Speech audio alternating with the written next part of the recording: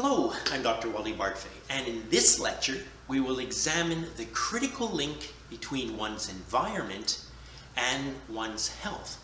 We shall explore how global warming and climate change is negatively affecting health outcomes across the lifespan. Now, let's begin our learning adventure.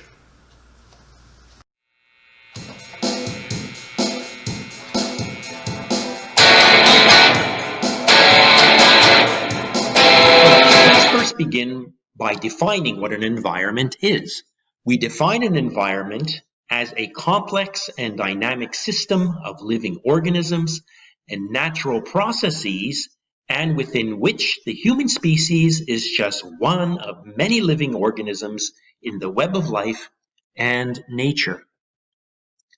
What is environmental health? Well, we define environmental health as a branch of public health which examines both positive and negative factors and influences on the environment and ecosystems on human health. To the right here, you can see a photo that I took when I did some diving in the Great Barrier Reef in Australia. And of course, this is one of the many diverse and rich ecosystems of the world that is currently being threatened because of global warming and climate change and other human activities.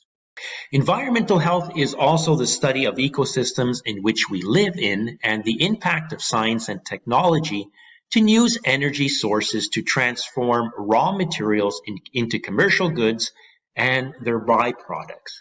So as humans, we produce various products, including plastics, and now we're seeing that microplastics, for example, are now showing up alarmingly in many species and in many water sources, etc., in the environment. We also produce many chemicals, such as pesticides, which can have negative effects on human health. Let's look at the impact of environmental conditions. While the impact of modern medicine in reducing global mortality and morbidity has been minor in comparison to the major impact of improved environmental conditions, such as clean and safe water supplies and improvements in sanitation. Simply stated, when we improve environmental living conditions, we improve health. To the right here, you'll see a photo that I snapped in Hong Kong. This is a squatter settlement. And this individual here actually built a hut over an open sewer. There's a bathroom inside, a so-called bathroom, a hole, and where waste products are actually going to this open sewer. Can you imagine living in such conditions? Clean water supplies, sewage, and various effluents are spilled in high quantities due to a variety of reasons, including human error, aging sewer infrastructures, and excessive downpours of rain. Some waterborne pathogenic microorganisms can cause severe life-threatening diseases. Examples include things like cholera, dysentery, typhoid fever, and of course hepatitis A. Let's look at air pollution and human health. Well, the 5 most common pollutants in the air are carbon monoxide, sulfur oxides, nitrogen oxides, various suspended particles, and hydrocarbons. Smog is in fact a mixture of air pollutants, nitrogen oxides, and various volatile organic compounds and sunlight. Here you can see a picture that I snapped from Victoria Peak in Hong Kong, and you can see that the city down below, the downtown region there in Victoria Harbour, is actually covered in a thick, heavy smog. And this smog actually comes over from mainland China due to industrialization. Smog can result in various respiratory illnesses, breathing difficulties, burning eyes, and also respiratory distress. We also have indoor air contaminants. So black mold, as you can see in this photo to the right that I snapped, in a home may be potentially toxic to humans via the production of what so-called mycotoxins. which may damage internal organs, including the liver, for example, and others, result in respiratory problems, it may cause skin inflammations, nausea, fatigue, and also suppression of the immune system. So black mold in a house needs to be dealt with immediately. It is, in fact, an environmental contaminant and hazard.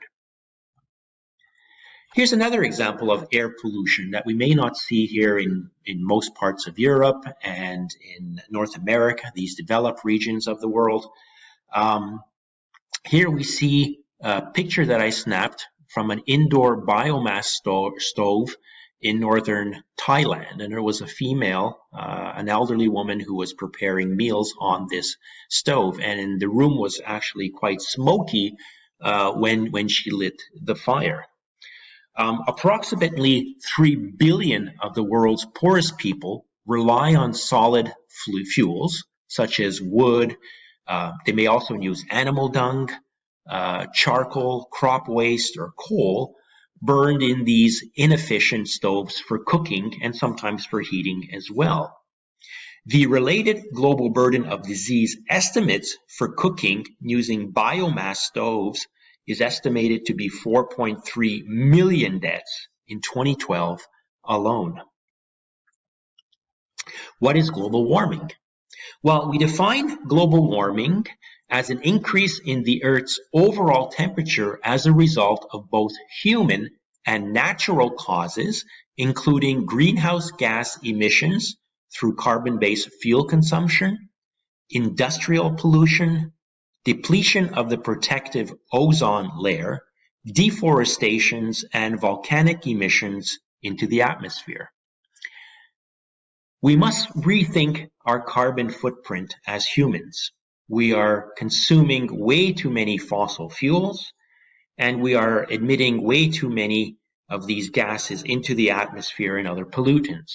In Canada, for example, Canadian emission from fossil fuel consumption in 2010 alone was 536 million tons of carbon dioxide. And that works out to about 15.7 tons per person, which is in fact 4 times the global average, alarmingly. How can we reduce greenhouse emissions? Well, here's a good example.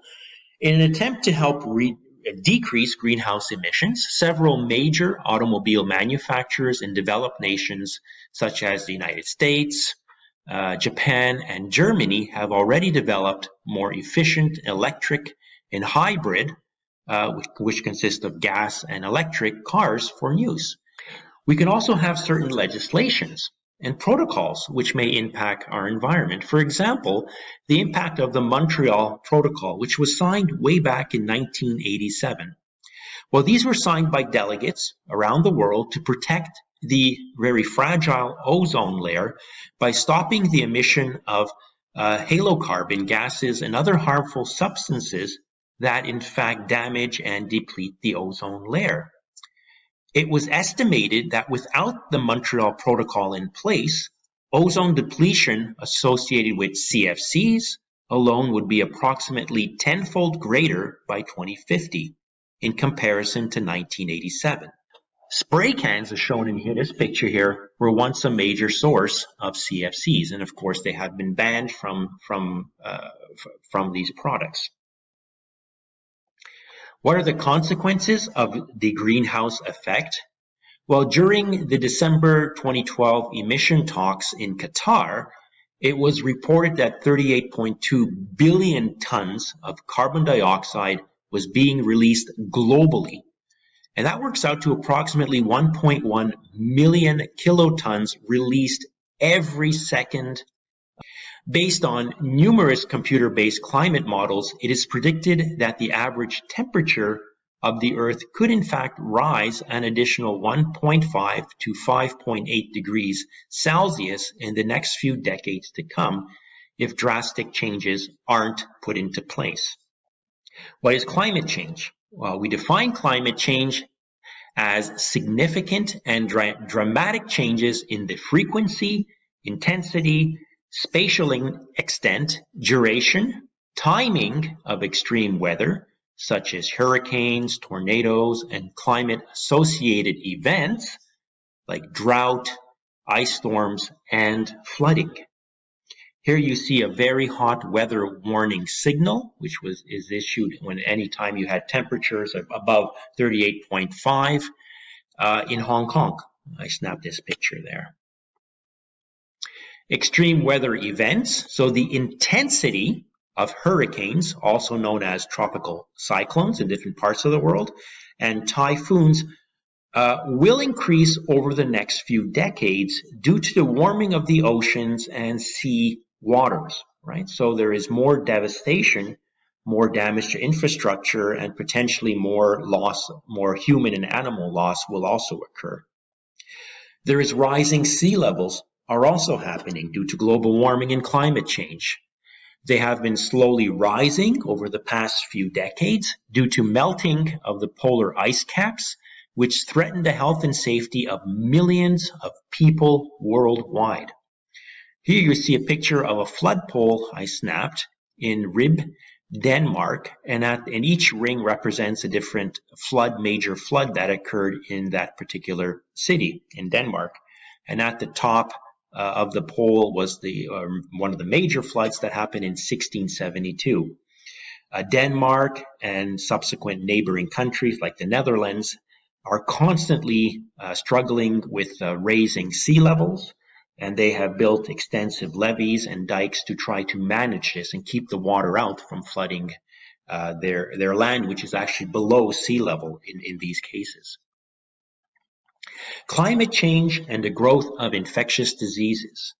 Well, as surface temperatures of our planet continue to increase, infectious diseases transmitted by mosquitoes, which include things like dengue fever, encephalitis, yellow fever, malaria, are likely to migrate to more northern regions that have previously been too cold for mosquitoes to survive.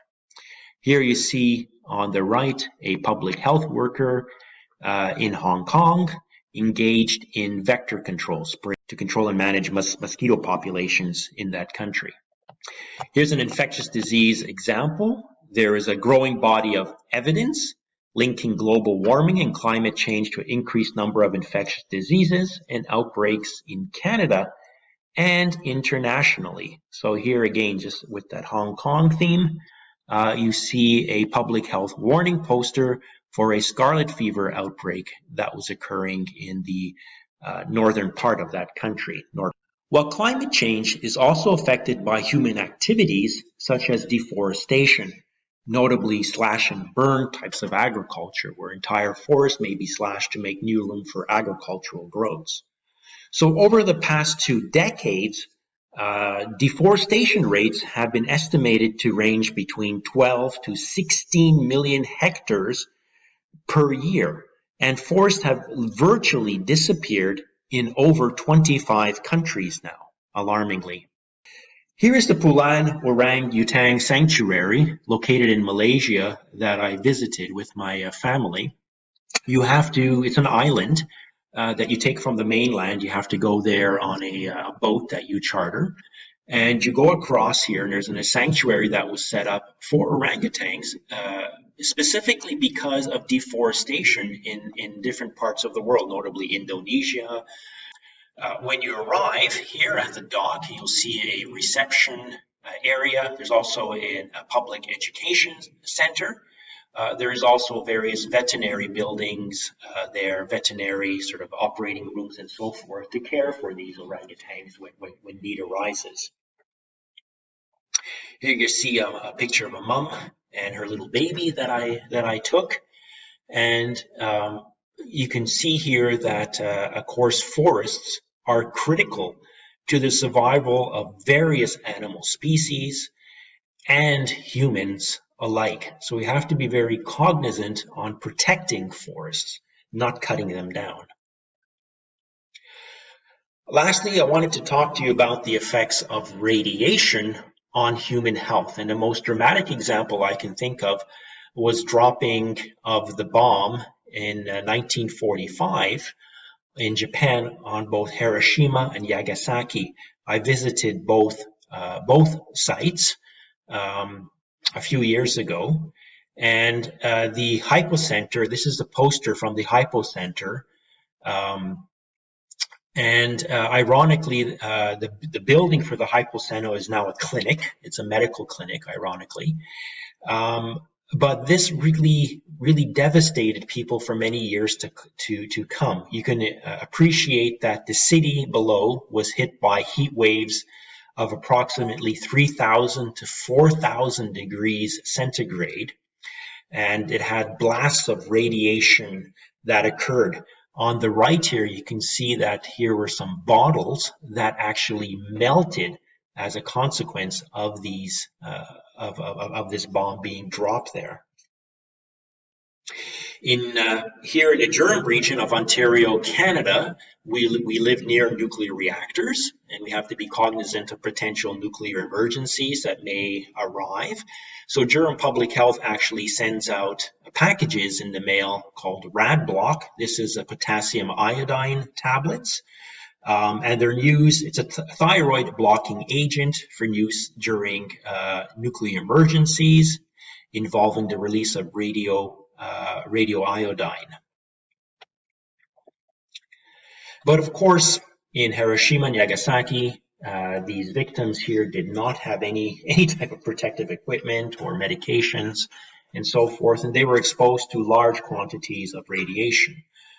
On the left here, you see the Genbaku A bomb dome building. That was the only building, literally, that stood still after the bomb was detonated over Hiroshima, and it's a UNESCO World Heritage Site now.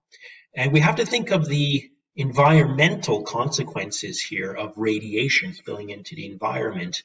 What resulted was there was large amounts of birth defects and miscarriages that occurred in women as a consequence to being exposed to these high levels of radiation.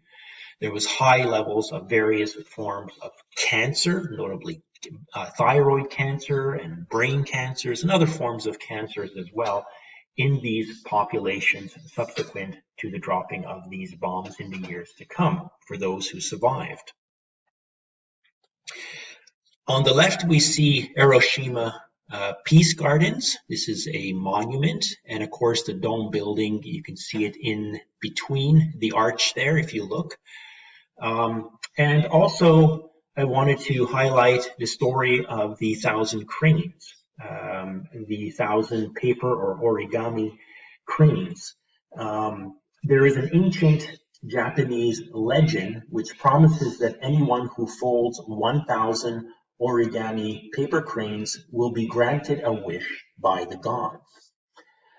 Sadako Sasaki was a young girl who actually developed so-called bomb disease subsequent to exposure after the bomb.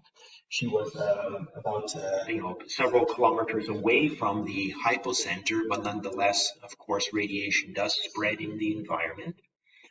And in her case, she developed leukemia. And she knew of this ancient Japanese legend, and she attempted to fold in her hospital bed 1,000 origami cranes so that the gods could grant her a wish to be cured of leukemia and be healthy and play with her classmates once again. She folded a total of 644 cranes, which were hung over the head of her bed. But unfortunately, she died of leukemia and was unable to complete the 1,000 mark, her 1,000 mark goal that she set up for herself. Her classmates were quite moved, and in honor of her, they folded the remaining cranes for her so she could be buried with 1,000 cranes total. Quite a moving story. This is a very moving park here in Hiroshima, in Japan, and also the Nagasaki park that I would strongly recommend that you visit if you ever have an opportunity to do so. Some concluding thoughts. Well, our global population is estimated to rise to over 9.7 billion by 2050. We're just going to be short of the 10 billion mark. And this is going to be a major public health challenge in the 21st century to develop and implement effective strategies to minimize the damage, not only to our own health and well-being, but that of future generations. We really have to think hard and long on how we take care of our environment and how we contribute to our global footprint as well. Here's a suggested additional reading. It's Chapter 8, Environmental and Occupational Health and Safety.